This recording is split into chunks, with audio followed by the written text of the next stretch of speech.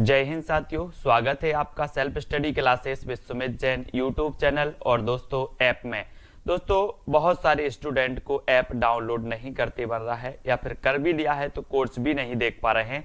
तो मैं आज उनको बता दूं कि ये जो सेल्फ स्टडी क्लासेस इस प्रकार से जब आप प्ले स्टोर से करते हैं तो ये आपका वेल जो है आइकन उसमें लगा हुआ है ना। तो इस प्रकार से सेल्फ स्टडी क्लासेस आपको सर्च करना है और ऐसे आइकन में आपको ऐप मिलने वाला है। ठीक है, तो दोस्तों हम देखें कि प्ले स्टोर में आपको इस प्रकार से दिखेगा ये सेल्फ स्टडी क्लासेस। ठीक है, ये प्ले स्टोर में आपको सेल्फ स्टडी क्लासेस का ऐप दिखने वाला है। ठीक है, ये इमेज उसमें डली है, ये आइकन, ये लोगो उसमें डला है। ठीक है, अब दोस्तों इसको इंस्टॉल करना है, यहां से आप इंस्टॉल करेंगे। ठीक है, अब इंस्टॉल करेंगे तो वहां पर आपको नंबर मांगेगा, जीमेल नंबर मांगेगा, तो आपको ओटीपी आएगा, तो आप रजिस्टर करके आगे बढ़ेंगे। ठीक, और हिंदी साहित्य में आज हम महत्वपूर्ण प्रश्नों पर चर्चा करने वाले हैं। ठीक है, तो सभी लोग वीडियो को लाइक कर दें और वीडियो को शेयर भी करना है। मोस्ट इंपॉर्टेंट प्रश्नों पर चर्चा करेंगे, बहुत ही बढ़िया ये प्रश्न होंगे। ठीक है, चलिए तो स्टार्ट करेंगे। आज हिंदी साहित्य में सभी लोगों को फटाफट उत्तर बताना है और जो भी साथी अभी तक चैनल को सब्सक्राइब नहीं कर पाए हैं वो सब्सक्राइब कर लें।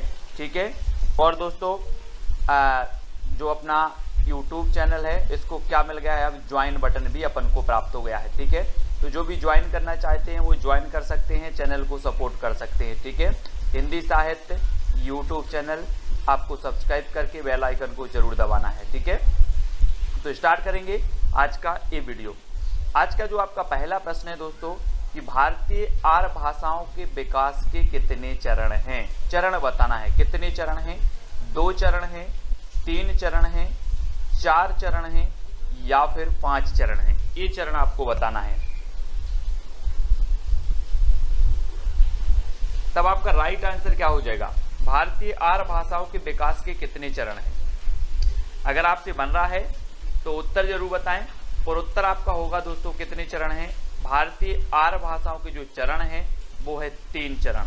कितने हैं, 3, यानी कि आपका बिल्कुल सही आंसर हो जाएगा बी नंबर। बी नंबर जिन्होंने बताया उनका आंसर बिल्कुल सही है।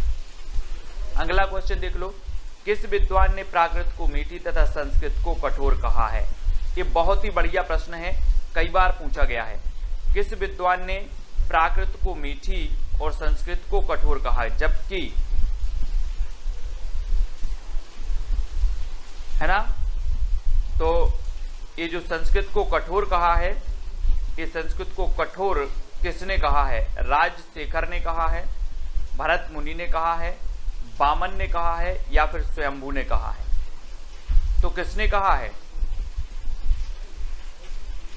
तो अधिकांश लोगों ने प्रश्न क्रमांक 2 का जो उत्तर बता दिया है कि राजशेखर, है ना, राजशेखर साहब हैं, इन्होंने क्या कहा कि प्राकृत को मीठी है और संस्कृत को कठोर है। अब एक चीज बताना दोस्तों, जिसका राज चल रहा है, जिसका राज चल रहा है वो किसी को कुछ भी बता सकता है, बोले हमें तो प्राकृत मीठी लगती है और संस्कृत कठोर कहता है, क्योंकि राज चल रहा है इनका।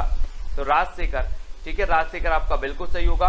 अपभ्रंश में राम काव्य के प्रथम कवि कौन है, अपभ्रंश में राम काव्य के प्रथम कवि बताना है कौन है, ये चीज बतानी है। 4 विकल्प आपके सामने हैं, 4 में से आपको चयन करना है दोस्तों। और मैं आपको बता दूं कि जो यहाँ पर एक विकल्प देवसेन दिया है, ये देवसेन साहब की रचना है कौन सी, श्राप का 4, है ना, श्राप का 4 है। इसका रचना काल क्या है, 933 ईस्वी है। हिंदी का प्रथम ग्रंथ है, हिंदी की प्रथम रचना है श्राप का 4। ठीक है, देवसेन की है। पुष्पदंत को अभिमान मेरु कहा जाता है, आप सभी को पता है पुष्पदंत को क्या कहा जाता है, अभिमान मेरु। इनका एक ग्रंथ है दोस्तों महापुराण, इनका एक ग्रंथ कौन सा है, महापुराण है, जिसमें 63 सलाका पुरुषों की चर्चा की गई है महापुराण में। ठीक है, और रामसिंह की एक रचना है दोस्तों पाहुड़ दोहा, कौन सी है, पाहुड़ दोहा। हमने याद की थी कि राम कहाँ गए थे, पहाड़ गए थे, बन गए थे, तो ये पाहुड़ दोहा किसकी होगी, रामसिंह की होगी। लेकिन राम काव्य के जो प्रथम कवि माने जाते हैं वो कौन माने जाते हैं, स्वयंभू माने जाते हैं। ठीक है, तो आपका उत्तर क्या हो जाएगा, विकल्प नंबर 1, है ना। और मैंने आपको कई बार बताया है कि जो स्वयंभू है दोस्तों, इन स्वयंभू को राम कुमार वर्मा ने हिंदी का प्रथम कवि माना है। ठीक है, ये चीज भी आपको पता होनी चाहिए, राम कुमार वर्मा ने। और राउलबेल इनकी रचना है, राउलबेल रचना है स्वयंभू की। राउलबेल तो रोड़ा कवि की। राउल बेल तो रोड़ा कवि की है। इनकी है कौन सी है, राम काव्य पर आधारित। स्वयंभू की आपको बताना है। राउल बेल तो रोड़ा कवि की है। स्वयंभू की राम काव्य पर आधारित जो रचना है वो आपको ही बताना है ना। मुझे क्या नहीं हो रहा है, याद नहीं आ रहा है वो। अगला बताना, हिंदी में हिंदी साहित्य का इतिहास सबसे पहले किसने लिखा। हिंदी में हिंदी साहित्य का इतिहास बताना है। जल्दी बताओ, हिंदी में हिंदी साहित्य। अब यहाँ पर कंफ्यूज नहीं होना, बहुत सारे लोग कंफ्यूज होकर गलत क्वेश्चन कर देते हैं। क्या करते हैं, हिंदी में हिंदी साहित्य आप बोल देते हो कि हिंदी साहित्य का सबसे पहले इतिहास किसने लिखा, तो आप लगा देते हो गारसादा तासी। लेकिन बात यहाँ पर होती है दोस्तों, हिंदी में हिंदी साहित्य का, हिंदी भाषा में हिंदी साहित्य का इतिहास सबसे पहले लिखा है शिवसेन सेंगर ने। गारसादा तासी ये फ्रेंच विद्वान थे, तो इन्होंने फ्रेंच भाषा में लिखा है। हाँ, पयुमचर्यू, वेरी गुड प्रदीप जी। पयुमचर्यू रचना है इनकी राम काव्य पर आधारित स्वयंभू जी की, वेरी गुड पयुमचर्यू, ठीक है। और हिंदी साहित्य का इतिहास सबसे पहले हिंदी में लिखा शिवसेन सेंगर ने। सबसे पहले हिंदी साहित्य का इतिहास लिखा गारसादा तासी ने। सबसे पहले हिंदी साहित्य में काल विभाजन का प्रयोग किया गया, तो the modern vernacular literature of Hindustan, जो कि ग्रियर्सन की कृति है। और रामचंद्र शुक्ल की अगर बात करें तो इनका हिंदी साहित्य का इतिहास एक बृहद ग्रंथ है, जो कि हिंदी शब्द सागर की भूमिका में 1929 में प्रकाशित हुआ था, रामचंद्र शुक्ल जी का, ठीक है। तो ये फैक्ट आपको क्लियर होते जाएं। हिंदी साहित्य का आधा इतिहास किसने लिखा, मैंने कई बार आपको याद करवाया है दोस्तों। कैसे याद करवाया कि आधा जो है, आधा सुमन, आधा कुसुम, आधा फूल किसी को नहीं दिया जाता है ना, किसी को नहीं दिया जाता ना। तो आधा इतिहास कौन लिखेगा, आधा, बोले सर आधा किसी को नहीं दिया जाता, क्या, फूल, सुमन, कुसुम, है ना, ये सभी पर्यायवाची हैं। तो ये सुमन राजे ने लिखा है ना। और दोस्तों हिंदी साहित्य का दूसरा इतिहास किसने लिख दिया, बच्चन सिंह ने लिख दिया। मैंने आपको याद करवाया था, बोले हिंदी साहित्य का दूसरा इतिहास लिखो, तो बोले दूसरा इतिहास कैसे लिखें, ये बच्चन का काम थोड़ी है, ये बच्चन का काम नहीं है, बच्चों का काम नहीं है दूसरा इतिहास लिखना। और रामचंद्र शुक्ल का तो पता ही है। राम कुमार वर्मा ने हिंदी साहित्य का आलोचनात्मक इतिहास लिखा, ठीक है। और सुमन राजे ने हिंदी साहित्य का आधा इतिहास लिखा। तो ये चीज भी आपको क्लियर हो गई। अगला आपको बताना है दोस्तों, रीतिकाल को अंधकार काल किसने कह दिया, अंधकार काल। मिश्र बंधुओं ने क्या कहा है, त्रिलोचन ने क्या कहा है, मिश्र बंधुओं ने आपको पता है इन्होंने क्या कह दिया, अलंकृत काल, है ना। क्या कह दिया, मिश्र बंधुओं ने क्या कह दिया, त्रिलोचन ने। तो आपको बताना है दोस्तों, अंधकार काल जो कहा है वो किसने कहा है।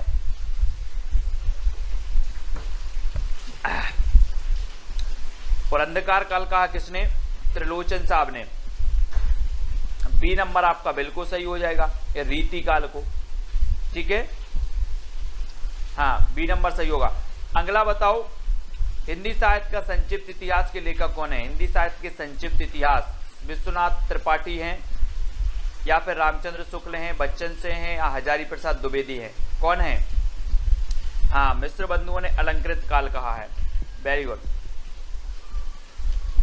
और संक्षिप्त, आप लोग संक्षिप्त के चक्कर में पड़े रहते हो कि बोले सर हिंदी साहित्य संक्षिप्त में पढ़ा दो।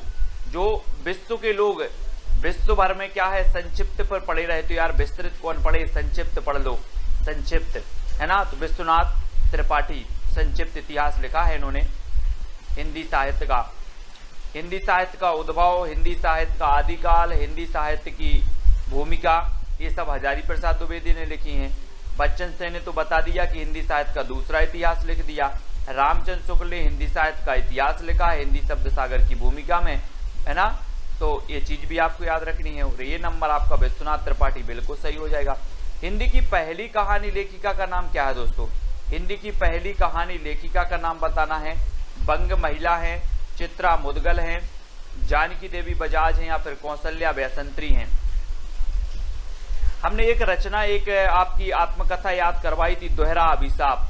दोहरा अभिशाप किसको मिला, कौशल्या को मिला दोहरा अभिशाप, कौशल्या बैसंत्री, है ना। और जानकी देवी बजाज ने क्या की, अपनी गाड़ी, अपनी जीवन यात्रा, है ना, मेरी जीवन यात्रा जो है बजाज गाड़ी से स्टार्ट की थी जानकी देवी बजाज ने। और पहली कहानी लेखिका मानी जाती है बंग महिला। भंग महिला यानी कि राजा वाला घोष, है ना, ये नंबर आपका बिल्कुल सही हो जाएगा। इनका उपनाम है भंग महिला, तो ये नंबर बिल्कुल सही है। अगला बताना है प्रेमचंद के किस उपन्यास का पात्र सूरदास है। प्रेमचंद का उस उपन्यास का पात्र बताना, ये क्वेश्चन पूछा भी गया है। प्रश्न क्रमांक 9 रंगभूमि का है, निर्मला का है, कर्मभूमि का है या फिर सेवा सदन का है। किसका पात्र है सूरदास। और सूरदास की जब भी बात आती है तो हम सूरदास जी के बारे में पढ़ते हैं दोस्तों कि सूरदास जी वात्सल्य के चतेरे कवि कहा जाते हैं। सूर सागर, सूर सारावली, सूर साहित्य लहरी, है ना, इनकी रचनाएं हैं। सूरदास के गुरु का नाम था वल्लभाचार्य और वल्लभाचार्य के शिष्यों में अष्टछाप में सबसे श्रेष्ठ माने जाते हैं तो सूरदास माने जाते हैं, है ना। और इनके जो सूरदास जी हैं वो रंगभूमि के पात्र हैं सूरदास जी, ठीक है। सूरदास हैं रंगभूमि उपन्यास के पात्र हैं।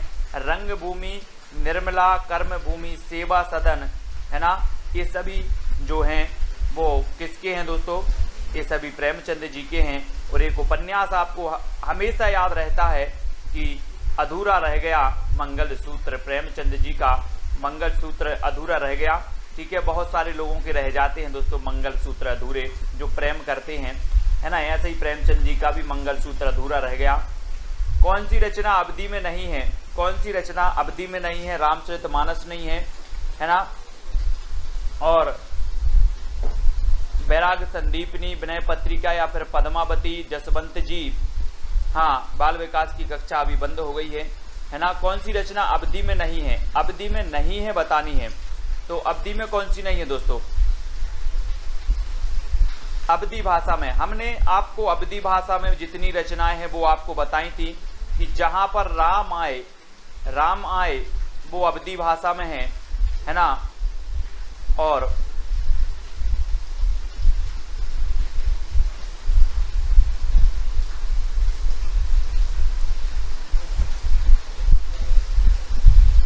तो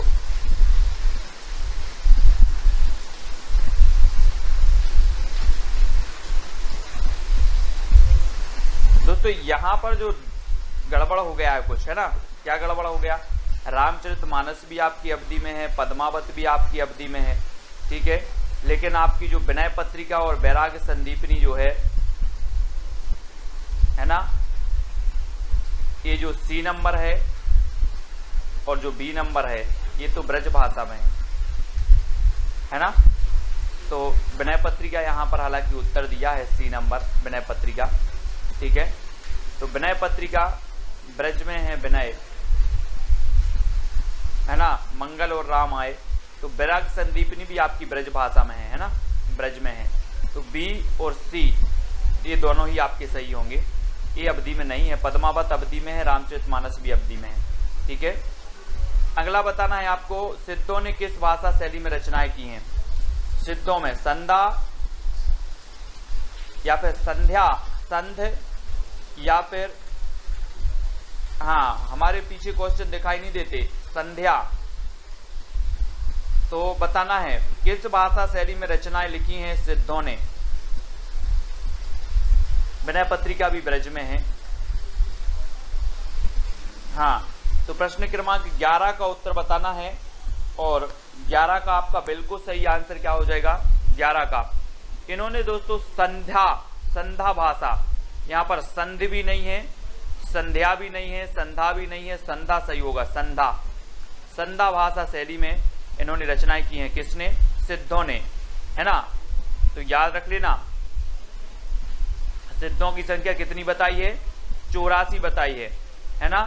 सराहपा क्या है, इसके प्रमुख है। सराहपा की एक रचना कौन सी है, दोहा कोश इनकी रचना है सराहपा जी की। और सराहपा को राहुल जी ने, यानी कि राहुल सांकृत्यायन ने हिंदी का प्रथम कवि माना है ना। तो ये चीज भी याद रखनी है। सिद्धों में डॉक्टर रामकुमार वर्मा ने संधि काल का समय क्या माना है। जी हाँ दोस्तों, बढ़िया ही प्रश्न है। रामकुमार वर्मा के बारे में मैं आपको हमेशा बताता हूँ कि रामकुमार वर्मा ने हिंदी साहित्य का आलोचनात्मक इतिहास लिखा, वो भी कैसा लिखा, अधूरा लिखा, है ना। हिंदी साहित्य का जो आलोचनात्मक इतिहास है ये अधूरा है दोस्तों, इसमें केवल भक्ति काल तक ही वर्णन मिलता है। आलोचनात्मक इतिहास में, है ना। लेकिन जो राम कुमार वर्मा है, इन्होंने संधि काल का जो समय माना वो क्या मान लिया, संधि काल का। प्रश्न क्रमांक 12 का आंसर बताना है दोस्तों, और आपका बिल्कुल सही आंसर होगा 750 से 1000 का जो काल है, इन्होंने संधि काल माना, और संधि काल के बाद इन्होंने चारण काल माना, चारण, है ना, चारण काल। तो आपको याद रख लेना है, हिंदी साहित्य के आदि काल को चारण काल किसने कहा है, ऐसा क्वेश्चन आता है तो चारण काल अपने ग्रियर्सन साहब ने भी कहा है और इन्हीं राम कुमार वर्मा जी ने भी कहा है। 750 से 1000 का काल इन्होंने संधि काल माना है राम कुमार वर्मा जी ने, ठीक है। तो ये नंबर आपका बिल्कुल सही हो जाएगा, ठीक है।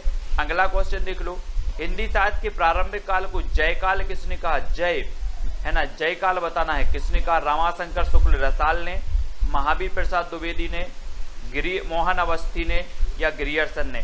तो जय काल बताना है दोस्तों, किसने कहा ये जय काल।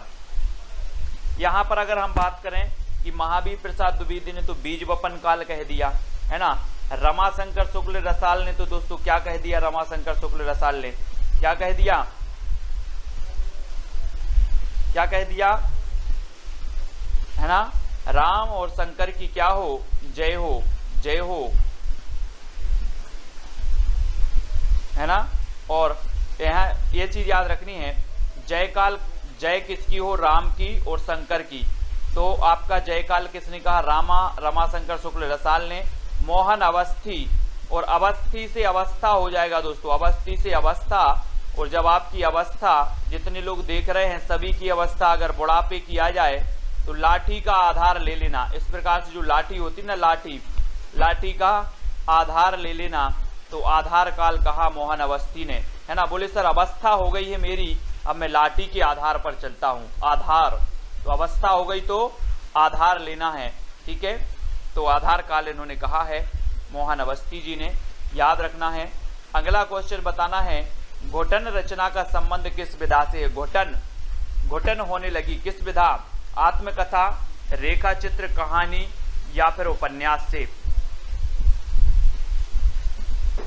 तो आत्मकथा भी आपने पढ़ी है, हिंदी की प्रथम आत्मकथा हम पढ़ते अर्धकथानक, अर्धकथानक बनारसी दास जैन की, ठीक है। और अर्धकथा हम पढ़ते हैं नगेंद्र की आत्मकथा, है ना। आत्मकथा हम नगेंद्र की पढ़ते हैं, अर्धकथा, और अर्धकथानक हम पढ़ लेते हैं किसकी, अर्धकथानक बनारसी दास जैन की, है ना। तो ये चीज भी आपको याद रखनी है। और जो घोटन रचना है ये किसकी है, आत्मकथा है, आत्मकथा की है ये, है ना। और 1 नंबर आपका बिल्कुल सही हो जाएगा, ठीक है। हाँ, मोहन का आधार कार्ड, मोहन का आधार कार्ड तो Aadhaar card, very good, very good. Om Prakash Valmiki, है ना, ओम प्रकाश वाल्मीकि, वाल्मीकि है, ये नंबर आपका बिल्कुल सही हो जाएगा, वेरी गुड। परवेज कुरैशी जी, ये ओम प्रकाश वाल्मीकि की क्या है, आत्मकथा है ना, घोटन। अगला देखो, गर्दिश के दिन, बहुत ही कई बार मैंने आपको बताया है कि गर्दिश के दिन ये आत्मकथा है, किसकी है, कितने पाकिस्तान, आपको पता है कितने पाकिस्तान एक रचना लिखी है, किसने लिखी है, किसने लिखी, कितने पाकिस्तान, कितने पाकिस्तान, मैंने आपको याद करवाया था। बोले सर पाकिस्तान कितने हैं,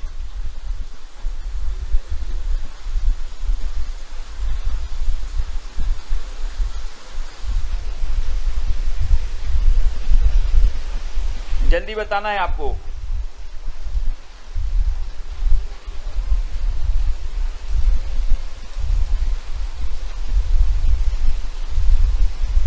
गर्दिश के दिन आत्मकथा बताना है।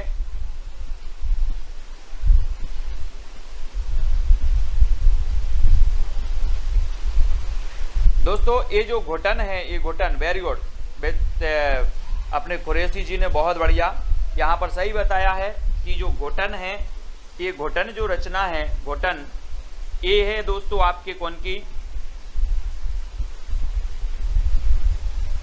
बहुत बढ़िया तरीके से बताया है अपने कुरैशी जी ने, बहुत बढ़िया, धन्यवाद, है ना। घोटन जो रचना है ये रमाशंकर आर्य की है, यहाँ पर याद रख लेना, आत्मकथा है ये किसकी है, रमाशंकर आर्य, है ना, ये रमाशंकर आर्य की है घोटन, है ना। इसको याद रखेंगे।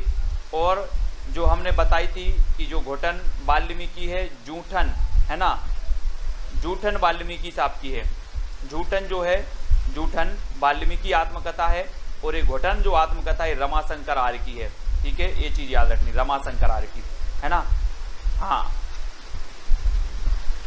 Very good. तो इसको याद रखेंगे। और गर्दिश के दिन ये कमलेश्वर जी की है, कमलेश्वर जी। बनारसी दास जी की अर्ध कथानक है ना। और जानकी देवी बजाज की मेरी जीवन यात्रा और मेरी जीवन यात्रा, इन दोनों की ही है। ठीक है, हाँ ठीक है, तो इनको याद रखेंगे। जानकी देवी बजाज की मेरी जीवन यात्रा और राहुल सांकृत्यायन की भी मेरी जीवन यात्रा, इन दोनों की भी याद रखेंगे। ठीक है, बहुत बढ़िया। अगला देखो, पुष्टि मार्ग के प्रवर्तक माने जाते हैं तो कौन माने जाते हैं? वल्लभाचार्य, रामानंद, विट्ठलनाथ और रामानुज। ये जल्दी से बताना है दोस्तों।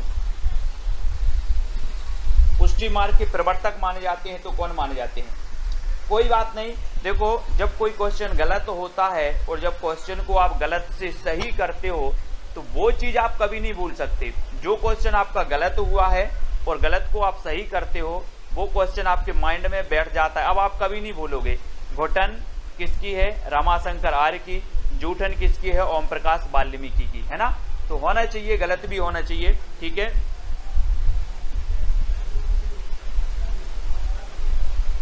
ठीक है, तो ये चीज भी आपको याद रखनी है।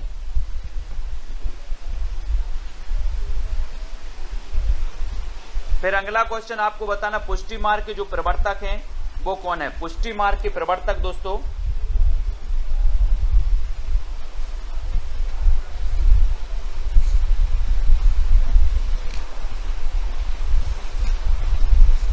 पुष्टि मार्ग के सभी लोग प्रवर्तक बताएंगे, सभी लोगों को पता है। और पुष्टि मार्ग के जो प्रवर्तक माने जाते हैं वो कौन माने जाते हैं? वल्लभाचार्य, है ना।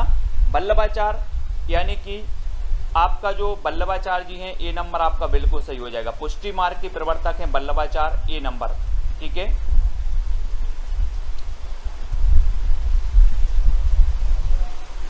है ना। अष्टछाप की स्थापना की थी 1565 में।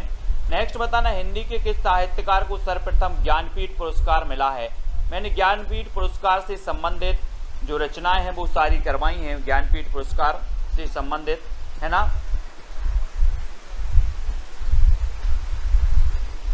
और सर्वप्रथम ज्ञानपीठ पुरस्कार किसे मिला, ये चीज भी बतानी है। तो दोस्तों, हम जब ज्ञानपीठ पुरस्कार पढ़ते हैं तो सर्वप्रथम हिंदी में जो ज्ञानपीठ पुरस्कार मिला वो 1968 में मिला चिदम्बरा के लिए सुमित्रानंदन पंत को, है ना। 72 में अपने दिनकर जी को मिल गया, उर्वशी, है ना।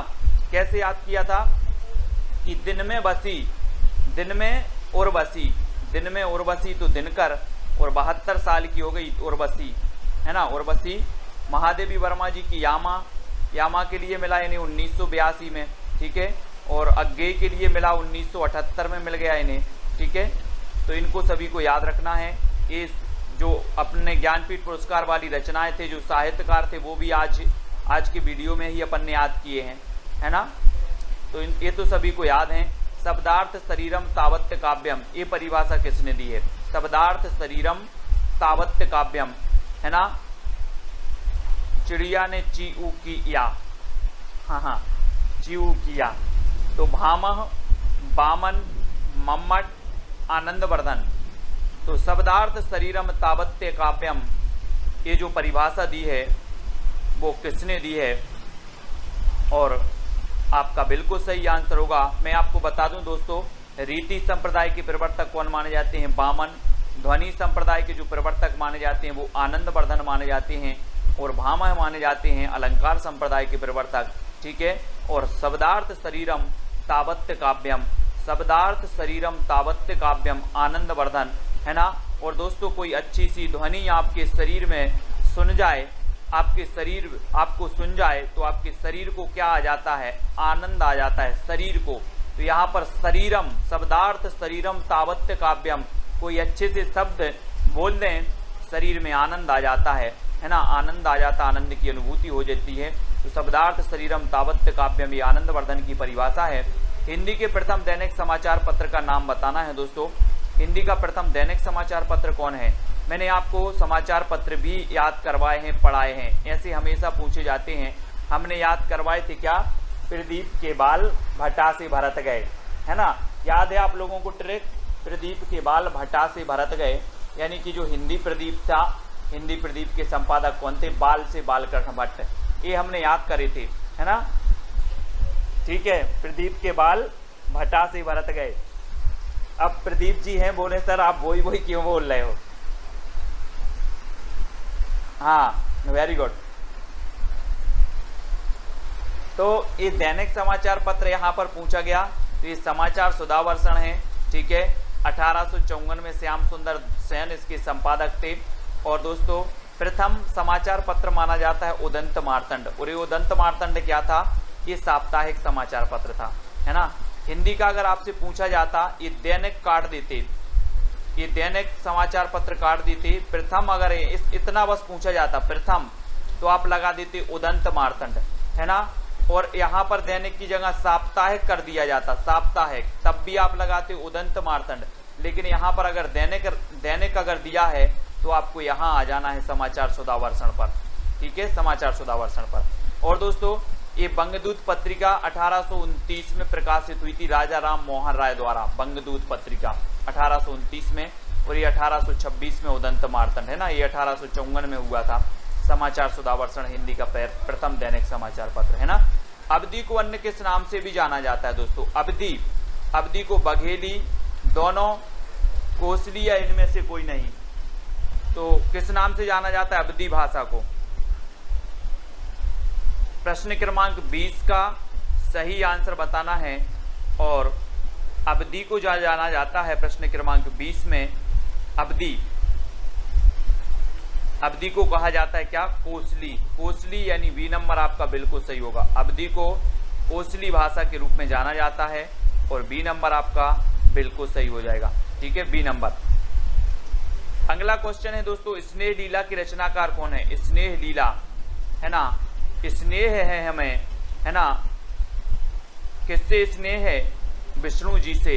किससे स्नेह है, विष्णु जी से स्नेह है। तो स्नेह लीला की रचनाकार कौन होंगे, विष्णुदास होंगे, है ना, विष्णुदास, विष्णुदास, विष्णुदास। तो विष्णुदास यानी सी नंबर स्नेह लीला के रचनाकार विष्णुदास जी हो जाएंगे। आदिकालीन साहित्य का प्रमुख रस कौन सा था। 22, शांत था, श्रृंगार था, वीर था या फिर हास्य था।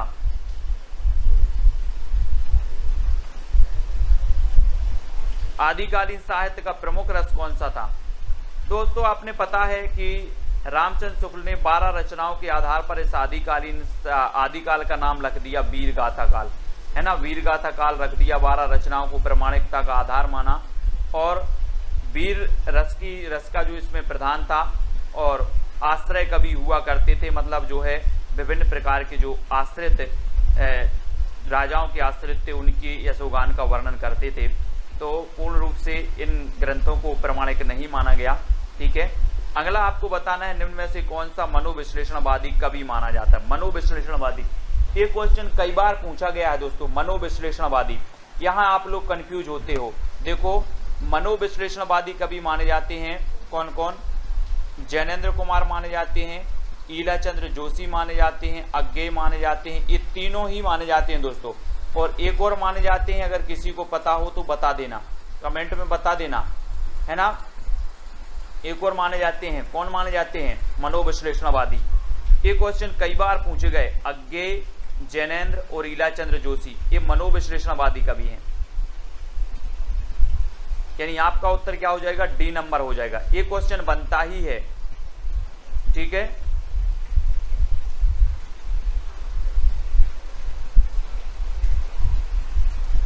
डॉक्टर देवराज, है ना, डॉक्टर देवराज जो हैं वो भी माने जाते हैं, डॉक्टर देवराज। ठीक है, याद रख लेंगे, वेरी गुड। परवेज खुरैशी जी, डॉक्टर देवराज भी मनोविश्लेषणवादी माने जाते हैं ना, तो ये चीज भी आपको याद रखनी है। बहुत बढ़िया। अगला बताना, हिंदी का सबसे प्राचीन छंद कौन सा है। प्राचीन, दोहा है, वर्बे है, छप्पय है या फिर सबैया है। सबसे प्राचीन छंद की बात हो रही है, और सबसे प्राचीन छंद कौन सा माना जाता है।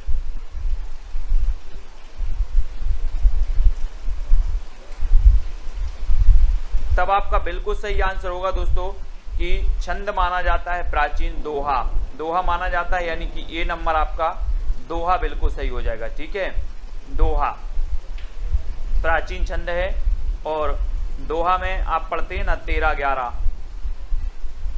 निम्न में से कौन सा तार सप्तक का कवि नहीं है? तार सप्तक है ना, 4 तार सप्तक प्रकाशित हुए दोस्तों, और तार सप्तक मैंने याद भी करवाए थे, तार सप्तक के कवि याद करवाए थे, है ना। तार सप्तक की बहुत सारी चीजें आपको ट्रिक बताई थी, और नेक्स्ट वीडियो भी मैं बताने वाला हूं तार सप्तक के कवि। प्रथम के कौन हैं, द्वितीय के कौन हैं, तृतीय के कौन हैं, है ना।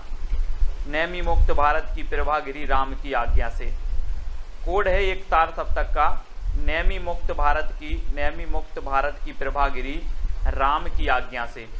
ये ऐसा कोड मैं आपको कर करके बताऊंगा। और तार सप्तक के नेमी चंद्र जैन भी हैं, मुक्तिबोध भी हैं, अज्ञेय भी हैं, तो कौन नहीं है? रामधारी से दिनकर साहब नहीं है, दिनकर यानी सी नंबर। ठीक है, दिनकर साहब नहीं है। रामायण महानाटक के रचयिता कौन है दोस्तों? ये 1610 का नाटक है, ये पूछा गया है LT ग्रेड में पूछा गया, यूपी LT ग्रेड में, है ना, कि रामायण महानाटक की रचना कौन है? ज्योतिश्वर ठाकुर हैं, नावादास हैं, प्राणचंद्र चौहान हैं, या फिर दामोदर कवि हैं। तो आपको पता है कि रामायण हमारी क्या है? प्राण है। तो रामायण महानाटक के रचयिता कौन होंगे? प्राणचंद्र चौहान, है ना। और एक रचना है वर्ण रत्नाकर, वर्ण काय में पढ़ना है? वर्णमाला या फिर वर्ण पढ़ना है हमें ज्योति में, अंधेरे में नहीं पढ़ना है, ज्योति में पढ़ना है। तो वर्ण रत्नाकर ज्योतिश्वर ठाकुर की है। भक्तमाल आपको पता है नावादास की है भक्तमाल। ठीक है, और दामोदर कवि की कौन सी है? दामोदर कवि की आपको बताना है कौन सी है, कमेंट में लिखो फटाक से, दामोदर कवि की रचना कौन सी है। जय हिंद साथियों, स्वागत है आपका self study classes with Sumit Jain YouTube channel और दोस्तों ऐप में। दोस्तों बहुत सारे स्टूडेंट को ऐप डाउनलोड नहीं करते बन रहा है, या फिर कर भी लिया है तो कोर्स भी नहीं देख पा रहे हैं। तो मैं आज उनको बता दूं कि ये जो सेल्फ स्टडी क्लासेस इस प्रकार से जब आप प्ले स्टोर से करते हैं तो ये आपका वेल जो है आइकन उसमें लगा हुआ है ना। तो इस प्रकार से सेल्फ स्टडी क्लासेस आपको सर्च करना है और ऐसे आइकन में आपको ऐप मिलने वाला है। ठीक है, तो दोस्तों हम देखें कि प्ले स्टोर में आपको इस प्रकार से दिखेगा ये सेल्फ स्टडी क्लासेस। ठीक है, ये प्ले स्टोर में आपको सेल्फ स्टडी क्लासेस का ऐप दिखने वाला है। ठीक है, ये इमेज उसमें डली है, ये आइकन, ये लोगो उसमें डला है। ठीक है, अब दोस्तों इसको इंस्टॉल करना है, यहां से आप इंस्टॉल करेंगे। ठीक है, अब इंस्टॉल करेंगे तो वहां पर आपको नंबर मांगेगा, जीमेल नंबर मांगेगा, तो आपको OTP आएगा, तो आप रजिस्टर करके आगे बढ़ेंगे। ठीक